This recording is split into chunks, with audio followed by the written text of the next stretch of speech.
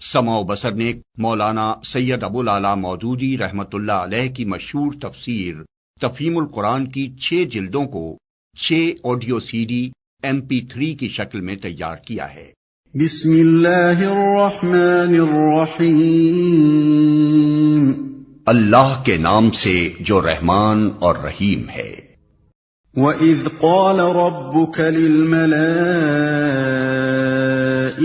إِنِّي جَاعِلٌ فِي الْأَرْضِ خَلِيفَةً قَالُوا أَتَجْعَلُ فِيهَا مَن يُفْسِدُ فِيهَا وَيَسْفِكُ الدِّمَاءَ وَنَحْنُ نُسَبِّحُ بِحَمْدِكَ وَنُقَدِّسُ لَكَ قَالَ إِنِّي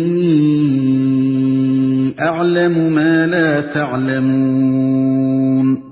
پھر ذرا اس وقت کا تصور کرو جب تمہارے رب نے فرشتوں سے کہا تھا کہ میں زمین میں ایک خلیفہ بنانے والا ہوں۔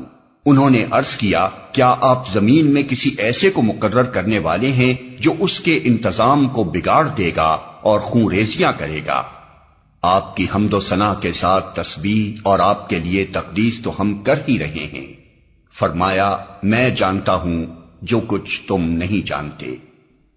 پھر اوپر کے رکوع میں بندگی رب کی دعوت اس بنیاد پر دی گئی تھی کہ وہ تمہارا خالق ہے، پروردگار ہے، اسی کے قبضہ قدرت میں تمہاری زندگی و موت ہے، اور جس کائنات میں تم رہتے ہو اس کا مالک و مدبر وہی ہے، لہذا اس کی بندگی کے سوا تمہارے لیے اور کوئی دوسرا طریقہ صحیح نہیں ہو سکتا۔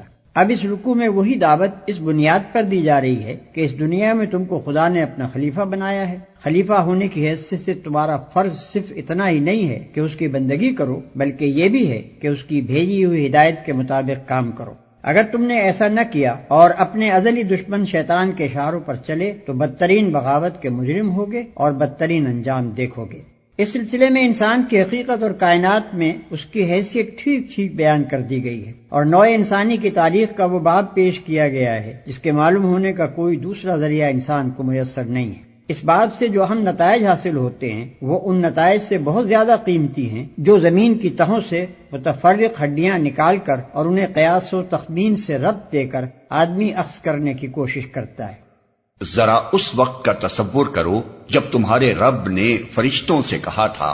ملک کے اصلی معنی عربی میں پیامبر کے ہیں، اسی کا لفظی ترجمہ فرستادہ یا فرشتہ ہے۔ یہ محض مجرد قوتیں نہیں ہیں جو تشخص نہ رکھتی ہوں، بلکہ یہ شخصیت رکھنے والی ہستیاں ہیں جن سے اللہ اپنی اس عظیم الشان سلطنت کی تدبیر و انتظام میں کام لیتا ہے۔ یوں سمجھنا چاہیے کہ یہ سلطنت الہی کے اہلکار ہیں جو اللہ کے احکام کو نافذ کرتے ہیں۔ جاہل لوگ انہیں غلطی سے خدائی میں حصے دار سمجھ بیٹھے، اور بعض نے انہیں خدا کا رشتہ دار سمجھا اور ان کو دیوتا بنا کر ان کی پرستش شروع کر دی۔ کہ میں زمین میں ایک خلیفہ بنانے والا ہوں۔ خلیفہ وہ جو کسی کی ملک میں اس کے تفویض کردہ اختیارات اس کے نائب کی حیثیت سے استعمال کرے۔ خلیفہ مالک نہیں ہوتا بلکہ اصل مالک کا نائب ہوتا ہے۔ اس کے اختیارات ذاتی نہیں ہوتے بلکہ مالک کے عطا کردہ ہوتے ہیں۔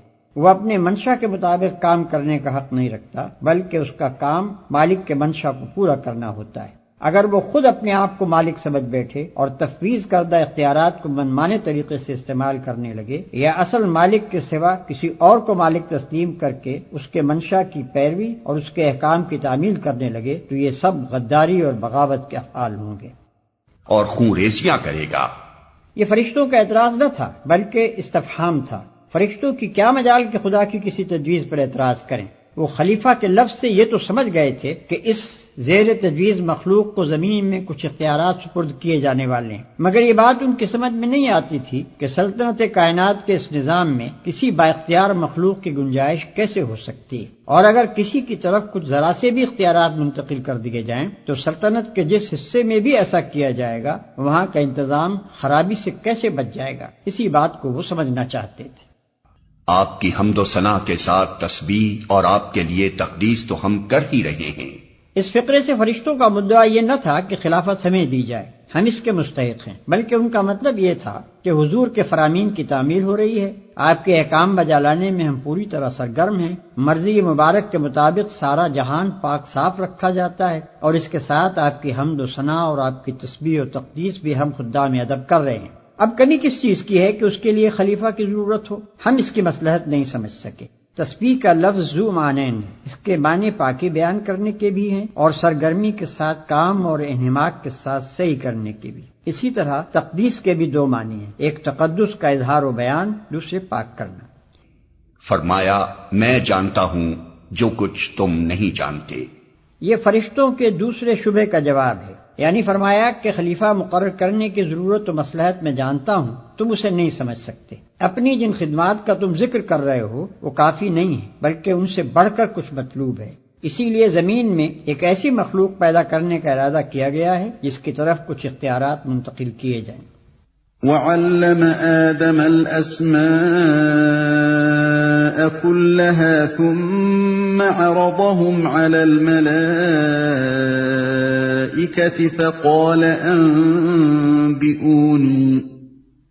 فَقَالَ أَنبِئُونِي بِأَسْمَاءِ هَؤُلَاءِ إِن كُنتُمْ صَادِقِينَ۔ اس کے بعد اللہ نے آدم کو ساری چیزوں کے نام سکھائے، پھر انہیں فرشتوں کے سامنے پیش کیا اور فرمایا اگر تمہارا خیال صحیح ہے کہ کسی خلیفہ کے تقرر سے انتظام بگڑ جائے گا تو ذرا ان چیزوں کے نام بتاؤ۔ اس کے بعد اللہ نے آدم کو ساری چیزوں کے نام سکھائے۔ انسان کے علم کی صورت دراصل یہی ہے کہ وہ ناموں کے ذریعے سے اشیاء کے علم کو اپنے ذہن کی گرفت میں لاتا ہے، لہذا انسان کی تمام معلومات دراصل اسماء اشیاء پر مشتمل ہیں۔ آدم کو سارے نام سکھانا گویا ان کو تمام اشیاء کا علم دینا تھا۔ قالوا سبحانك لا علم لنا إلا ما علمتنا إنك أنت العليم الحكيم۔ انہوں نے عرض کیا نقص سے پاک تو آپ ہی کی ذات ہے، ہم تو بس اتنا ہی علم رکھتے ہیں جتنا آپ نے ہم کو دے دیا ہے، حقیقت میں سب کچھ جاننے اور سمجھنے والا آپ کے سوا کوئی نہیں، ہم تو بس اتنا ہی علم رکھتے ہیں جتنا آپ نے ہم کو دے دیا ہے۔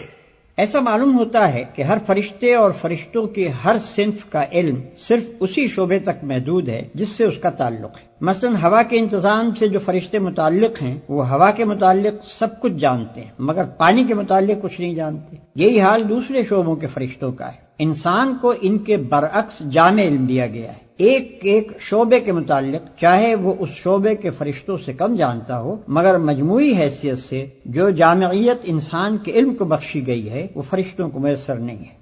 قال يا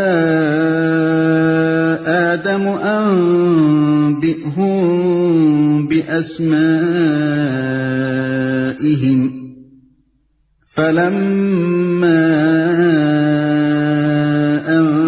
أنبأهم بأسمائهم قال ألم أقل لكم إني أعلم غيب السماوات والأرض قال ألم أقل لكم إني أعلم غيب السماوات والأرض وأعلم ما تبدون وما كنتم تكتمون۔ پھر اللہ نے آدم سے کہا تم انہیں ان چیزوں کے نام بتاؤ۔ جب اس نے ان کو ان سب کے نام بتا دیے تو اللہ نے فرمایا میں نے تم سے کہا نہ تھا کہ میں آسمانوں اور زمین کی وہ ساری حقیقتیں جانتا ہوں جو تم سے مخفی ہیں، جو کچھ تم ظاہر کرتے ہو وہ بھی مجھے معلوم ہے اور جو کچھ تم چھپاتے ہو اسے بھی میں جانتا ہوں۔ جب اس نے ان کو ان سب کے نام بتا دیے۔ یہ مظاہرہ فرشتوں کے پہلے شبے کا جواب تھا، گویا اس طریقے سے اللہ تعالیٰ نے انہیں بتا دیا کہ میں آدم کو صرف اختیارات ہی نہیں دے رہا ہوں بلکہ علم بھی دے رہا ہوں۔ اس کے تقرر سے فساد کا جو اندیشہ تمہیں ہوا وہ اس معاملے کا صرف ایک پہلو ہے، دوسرا پہلو اصلاح کا بھی ہے اور وہ فساد کے پہلو سے زیادہ وزنی اور زیادہ بیش قیمت ہے۔ حکیم کا یہ کام نہیں ہے کہ چھوٹی خرابی کی وجہ سے بڑی بہتری کو نظر انداز کر دے۔ وَإِذْ قُلْنَا لِلْمَلَائِكَةِ اسْجُدُوا لِآدَمَ فَسَجَدُوا إِلَّا إبليس أبى واستكبر وكان من الكافرين پھر جب ہم نے فرشتوں کو حکم دیا کہ آدم کے آگے جھک جاؤ تو سب جھک گئے مگر ابلیس نے انکار کیا، وہ اپنی بڑائی کے گھمنڈ میں پڑ گیا اور نافرمانوں میں شامل ہو گیا، سب جھک گئے۔ اس کا مطلب یہ ہے کہ زمین اور اس سے تعلق رکھنے والے طبقہ کائنات میں جس قدر فرشتے معمور ہیں ان سب کو انسان کے لیے مطیع و مسخر ہو جانے کا حکم دیا گیا۔ چونکہ اس علاقے میں اللہ کے حکم سے انسان خلیفہ بنایا جا رہا تھا، اس لیے فرمان جاری ہوا کہ صحیح یا غلط جس کام میں بھی انسان اپنے ان اختیارات کو جو ہم اسے عطا کر رہے ہیں استعمال کرنا چاہے اور ہم اپنی مشیت کے تحت اسے ایسا کر لینے کا موقع دے دیں تو تمہارا فرض ہے کہ تم میں سے جس کے دائرہ عمل سے وہ کام متعلق ہو وہ اپنے دائرے کی حد تک اس کا ساتھ دے۔ وہ چوری کرنا چاہے یا نماز پڑھنے کا ارادہ کرے، نیکی کرنا چاہے یا بدی کے ارتکاب کے لیے جائے، دونوں صورتوں میں جب تک ہم اسے اس کی پسند کے مطابق عمل کرنے کا عزم دے رہے ہیں تمہیں اس کے لیے سازگاری کرنی ہوگی۔ مثال کے طور پر اس کو یوں سمجھیے کہ ایک فرمانروا جب کسی شخص کو اپنے ملک کے کسی صوبے یا ضلع کا حاکم مقرر کرتا ہے تو اس علاقے میں حکومت کے جس قدر کارندے ہوتے ہیں ان سب کا فرض ہوتا ہے کہ اس کی اطاعت کریں، اور جب تک فرمانروا کا منشا یہ ہے کہ اسے اپنے اختیارات کے استعمال کا موقع دے اس وقت تک اس کا ساتھ دیتے رہیں، قطع نظر اس سے کہ وہ صحیح کام میں ان اختیارات کو استعمال کر رہا ہے یا غلط کام میں۔ البتہ جب جس کام کے بارے میں بھی فرمانروا کا اشارہ ہو جائے کہ اسے نہ کرنے دیا جائے تو وہیں ان حاکم صاحب کا اقتدار ختم ہو جاتا ہے اور انہیں ایسا محسوس ہونے لگتا ہے کہ سارے علاقے کے اہلکاروں نے گویا ہڑتال کر دی ہے، حتیٰ کہ جس وقت فرمانروا کی طرف سے ان حاکم صاحب کی معزولی اور گرفتاری کا حکم ہوتا ہے تو وہی ماتحت و خدام جو کل تک ان کے اشاروں پر حرکت کر رہے تھے ان کے ہاتھوں میں ہتکڑیاں ڈال کر انہیں کشا کشا دارالفاسقین کی طرف لے جاتے ہیں۔ فرشتوں کو آدم کے لیے سرب سجود ہو جانے کا جو حکم دیا گیا تھا اس کی نوعیت کچھ اسی قسم کی تھی۔ ممکن ہے کہ صرف مسخر ہو جانے ہی کو سجدے سے تعبیر کیا گیا ہو، مگر یہ بھی ممکن ہے کہ اس انقیاد کی علامت کے طور پر کسی ظاہری فعل کا بھی حکم دیا گیا ہو، اور یہی زیادہ صحیح معلوم ہوتا ہے۔ مگر ابلیس نے انکار کیا۔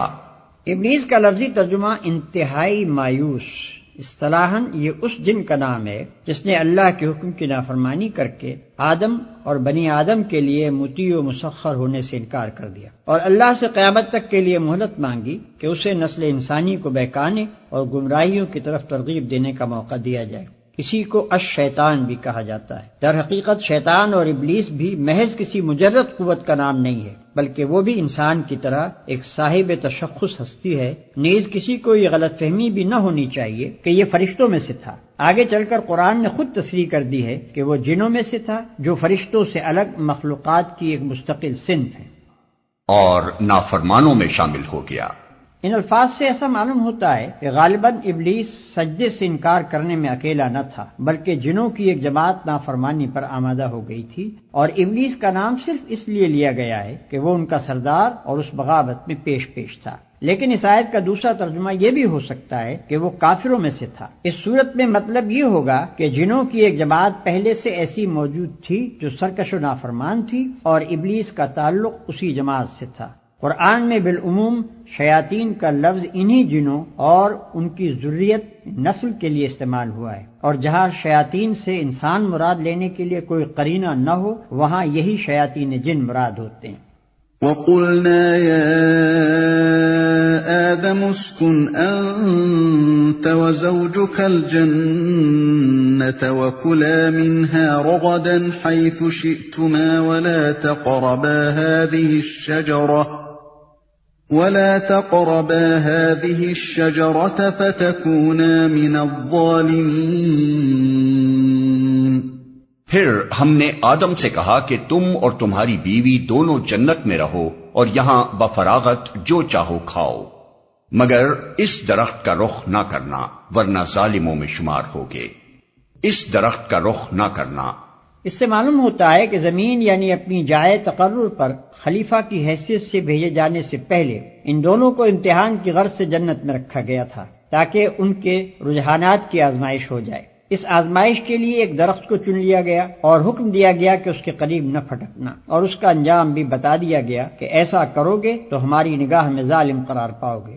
یہ بحث غیر ضروری ہے کہ وہ درخت کون سا تھا اور اس میں کیا خاص بات تھی کہ اس سے منع کیا گیا۔ منع کرنے کی وجہ یہ نہ تھی کہ اس درخت کی خاصیت میں کوئی خرابی تھی اور اس سے آدم و حوا کو نقصان پہنچنے کا خطرہ تھا۔ اصل غرض اس بات کی آزمائش تھی کہ یہ شیطان کی ترغیبات کے مقابلے میں کس حد تک حکم کی پیروی پر قائم رہتے ہیں۔ اس مقصد کے لیے کسی ایک چیز کا منتخب کر لینا کافی تھا، اسی لیے اللہ نے درخت کے نام اور اس کی خاصیت کا کوئی ذکر نہیں فرمایا۔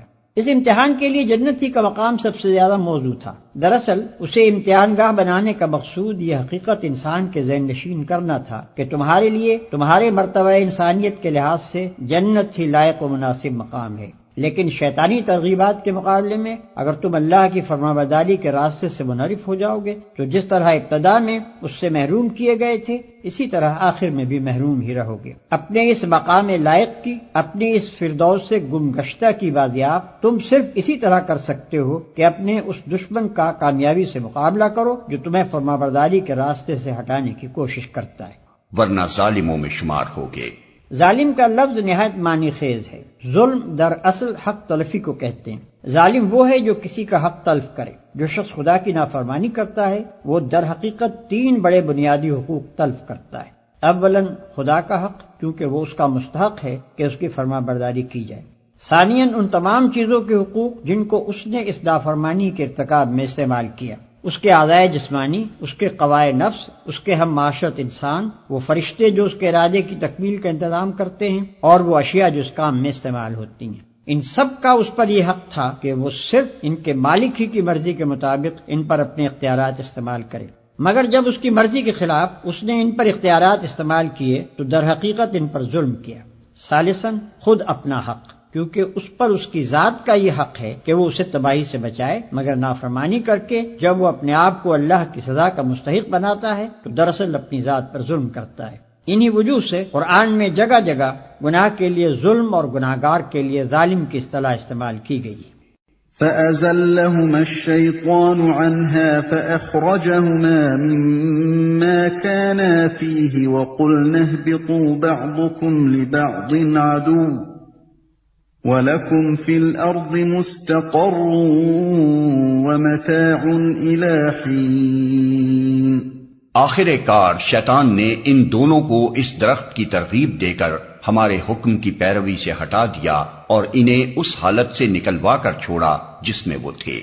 ہم نے حکم دیا کہ اب تم سب یہاں سے اتر جاؤ، تم ایک دوسرے کے دشمن ہو اور تمہیں ایک خاص وقت تک زمین میں ٹھہرنا اور وہیں گزر بسر کرنا ہے۔ تم ایک دوسرے کے دشمن ہو، یعنی انسان کا دشمن شیطان اور شیطان کا دشمن انسان۔ شیطان کا دشمن انسان ہونا تو ظاہر ہے کہ وہ اسے اللہ کی فرمانبرداری کے راستے سے ہٹانے اور تباہی میں ڈالنے کی کوشش کرتا ہے۔ رہا انسان کا دشمن شیطان ہونا تو فی الواقع انسانیت تو اس سے دشمنی ہی کی مقتضی ہے، مگر خواہشات نفس کے لیے جو ترغیبات وہ پیش کرتا ہے ان سے دھوکہ کھا کر آدمی اسے اپنا دوست بنا لیتا ہے۔ اس طرح کی دوستی کے معنی یہ نہیں ہے کہ حقیقتاً دشمنی دوستی میں تبدیل ہو گئی، بلکہ اس کے معنی یہ ہیں کہ ایک دشمن دوسرے دشمن سے شکست کھا گیا اور اس کے جال میں پھنس گیا۔ فَتَلَقَّى آدَمُ مِن رَّبِّهِ كَلِمَاتٍ فَتَابَ عَلَيْهِ إِنَّهُ هُوَ التَّوَّابُ الرَّحِيمُ۔ اس وقت آدم نے اپنے رب سے چند کلمات سیکھ کر توبہ کی جس کو اس کے رب نے قبول کر لیا، کیونکہ وہ بڑا معاف کرنے والا اور رحم فرمانے والا ہے۔ اس وقت آدم نے اپنے رب سے چند کلمات سیکھ کر توبہ کی، یعنی آدم کو جب اپنے قصور کا احساس ہوا اور انہوں نے نافرمانی سے پھر فرما برداری کی طرف رجوع کرنا چاہا اور ان کے دل میں یہ خواہش پیدا ہوئی کہ اپنے رب سے اپنی خطا معاف کرائیں، تو انہیں وہ الفاظ نہ ملتے تھے جن کے ساتھ وہ خطا بخشی کے لیے دعا کر سکتے۔ اللہ نے ان کے حال پر رحم فرما کر وہ الفاظ بتا دیے۔ توبہ کے اصل معنی رجوع کرنے اور پلٹنے کے ہیں۔ بندے کی طرف سے توبہ کے معنی یہ ہیں کہ وہ سرکشی سے باز آ گیا، طریق بندگی کی طرف پلٹ آیا، اور خدا کی طرف سے توبہ کے معنی یہ ہیں کہ وہ اپنے شرمسار غلام کی طرف رحمت کے ساتھ متوجہ ہو گیا، پھر سے نظر عنایت اس کی طرف مائل ہو گئی، کیونکہ وہ بڑا معاف کرنے والا اور رحم فرمانے والا ہے۔ قرآن اس نظریے کی تردید کرتا ہے کہ گناہ کے نتائج لازمی ہیں، اور وہ بہرحال انسان کو بھگتنے ہی ہوں گے۔ یہ انسان کے اپنے خود ساختہ گمراہ کن نظریات میں سے ایک بڑا گمراہ کن نظریہ ہے، کیونکہ جو شخص ایک مرتبہ گناہگارانہ زندگی میں مبتلا ہو گیا اس کو یہ نظریہ ہمیشہ کے لیے مایوس کر دیتا ہے، اور اگر اپنی غلطی پر متنبہ ہونے کے بعد وہ سابق کی تلافی اور آئندہ کے لیے اصلاح کرنا چاہے تو یہ اس سے کہتا ہے کہ تیرے بچنے کی اب کوئی امید نہیں، جو کچھ تو کر چکا ہے اس کے نتائج بہرحال تیری جان کے لاگو ہی رہیں گے۔ قرآن اس کے برعکس یہ بتاتا ہے کہ بھلائی کی جزا اور برائی کی سزا دینا بالکل اللہ کے اختیار میں ہے۔ تمہیں جس بھلائی پر انعام ملتا ہے وہ تمہاری بھلائی کا طبیعی نتیجہ نہیں ہے، بلکہ اللہ کا فضل ہے، چاہے عنایت فرمائے چاہے نہ فرمائے۔ اسی طرح جس برائی پر تمہیں سزا ملتی ہے وہ بھی برائی کا طبیعی نتیجہ نہیں ہے کہ لازماً مترتب ہو کر ہی رہے، بلکہ اللہ پورا اختیار رکھتا ہے کہ چاہے معاف کر دے اور چاہے سزا دے دے۔ البتہ اللہ کا فضل اور اس کی رحمت اس کی حکمت کے ساتھ ہم رشتہ ہے۔ وہ چونکہ حکیم ہے اس لیے اپنے اختیارات کو اندھا دھند استعمال نہیں کرتا۔ جب کسی بھلائی پر انعام دیتا ہے تو یہ دیکھ کر ایسا کرتا ہے کہ بندے نے سچی نیت کے ساتھ اس کی رضا کے لیے بھلائی کی تھی، اور جس بھلائی کو رد کر دیتا ہے اسے اس بنا پر رد کرتا ہے کہ اس کی ظاہری شکل بھلے کام کی سی تھی مگر اندر اپنے رب کی رضا جوئی کا خالص جذبہ نہ تھا۔ اسی طرح وہ سزا اس قصور پر دیتا ہے جو باغیانہ جسارت کے ساتھ کیا جائے اور جس کے پیچھے شرمساری کے بجائے مزید ارتکاب جرم کی خواہش موجود ہو، اور اپنی رحمت سے معافی اس قصور پر دیتا ہے جس کے بعد بندہ اپنے کیے پر شرمندہ اور آئندہ کے لیے اپنی اصلاح پر آمادہ ہو۔ بڑے سے بڑے مجرم، کٹے سے کٹے کافر کے لیے بھی خدا کے ہاں مایوسی و ناامیدی کا کوئی موقع نہیں، بشرطے کہ وہ اپنی غلطی کا معترف، اپنی نافرمانی پر نادم اور بغاوت کی روش چھوڑ کر اطاعت کی روش اختیار کرنے کے لیے تیار ہو۔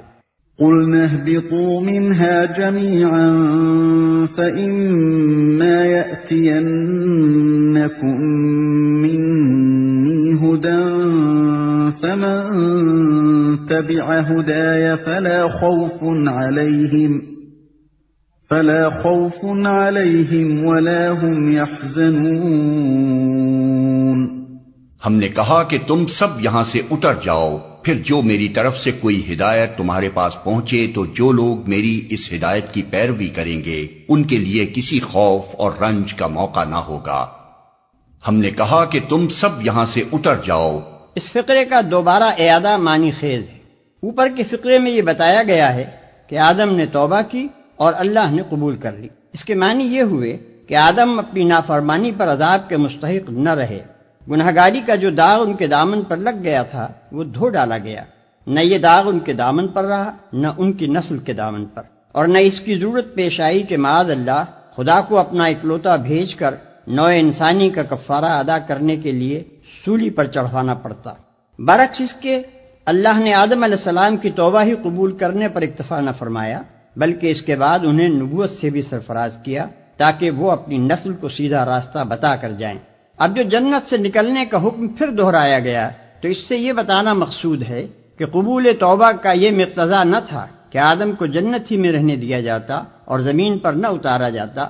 زمین ان کے لیے دارالعذاب نہ تھی، وہ یہاں سزا کے طور پر نہیں اتارے گئے بلکہ انہیں زمین کی خلافت ہی کے لیے پیدا کیا گیا تھا۔ جنت ان کی اصلی جائے قیام نہ تھی، وہاں سے نکلنے کا حکم ان کے لیے سزا کی حیثیت نہ رکھتا تھا، اصل تجویز تو ان کو زمین ہی پر اتارنے کی تھی۔ البتہ اس سے پہلے ان کو اس امتحان کی غرض سے جنت میں رکھا گیا تھا جس کا ذکر اوپر حاشیہ نمبر 48 میں کیا جا چکا ہے۔